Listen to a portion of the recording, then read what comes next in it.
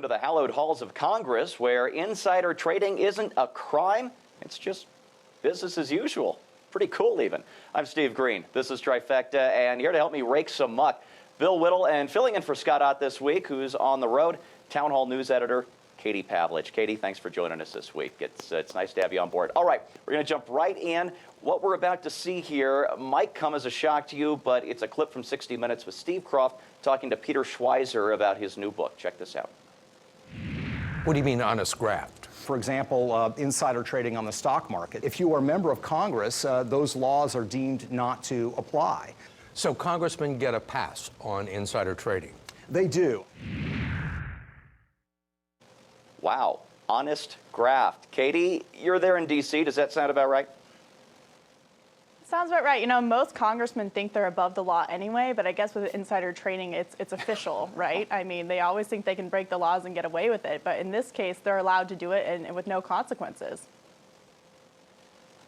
Well, you know what we need? Tar and feathers, and lots of them. Bill, believe it or not, it gets worse.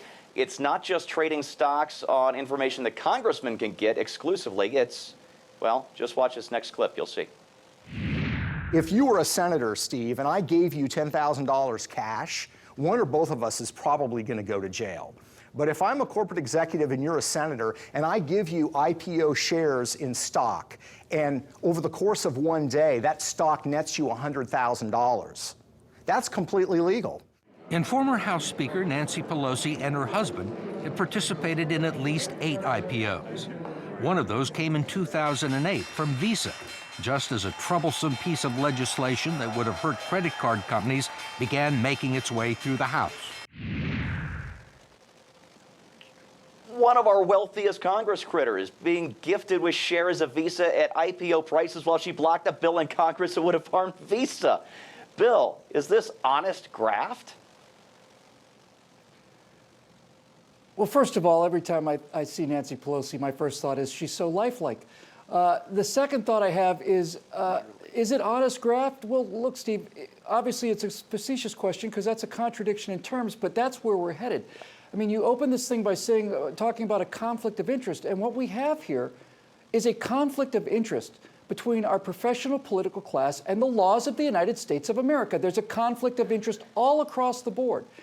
And as we watch this gigantic experiment in big government winding down, if for no other reason than because they've spent all the money, we're gonna see more and more of this. Victor Davis Hanson said that a growing society is a wealth-generating society and a failing society is a wealth redistribution society. We're gonna come out of this on the other side, but this is a symptom of the kind of decay that is just gonna have to be burned away with fire. Kill it with fire. Bill, I think you're wrong here because the Democrats keep promising us bigger slices of that shrinking pie. It's going to work out great. All right, Katie, the centerpiece of Steve Graft's report was Alabama Republican Spencer Backus. He's been in Congress about 20 years, and he's known for trading shares right after confidential briefings. Is this any way to run a Congress? This is no way to run a Congress, and this gives people who call for term limits even more credibility, right? Not only do they have the benefit of using taxpayer funds to get reelected, but now they're above the law when it comes to insider trading and making a lot of money in Congress. You know, they come to Congress, they don't have a whole lot of money, and somehow magically they come out with lots and lots of money. And I think that we know why now is because they're above the law. They're using Wall Street, quite frankly, as the slush fund, and they have no consequences for breaking laws when regular citizens, just as usual, have to obey all the laws that congressmen don't have to. Need to get that changed. That's Katie Pavlich, news editor of townhall.com. She does a great job over there, and, well, now she does a great job here, too. Thanks, Katie. All right, Bill, all of this came to light because of the hard work of Peter Schweizer. He's with the Hoover Institute. He's a sometimes Sarah Palin speechwriter, and in uncovering everything we've talked about today, he wrote a book called Throw Them All Out. Now, I think that's a nice idea, but is it enough? To start, by the way, you know, I mean, Katie's remark about how they're using Wall Street as a slush fund, that's why she gets the big bucks and we're stuck in these little boxes. Look, buddy, the Barack Obama administration, Pelosi and Reid promised the most transparent government in history. You know why it's transparent, Steve? Because there's nothing there. There's nothing there. It's transparent, hollow people filled with nothing. They have no standards, they have no integrity, they have no courage, they have no morals, nothing. And the one thing that they do have in common is a complete and utter disregard for the document that we all base our lives on, which limits the power of government. They have nothing but contempt for it, people of both parties.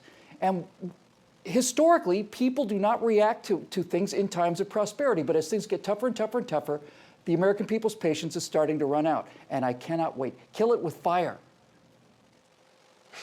That's Bill Whittle.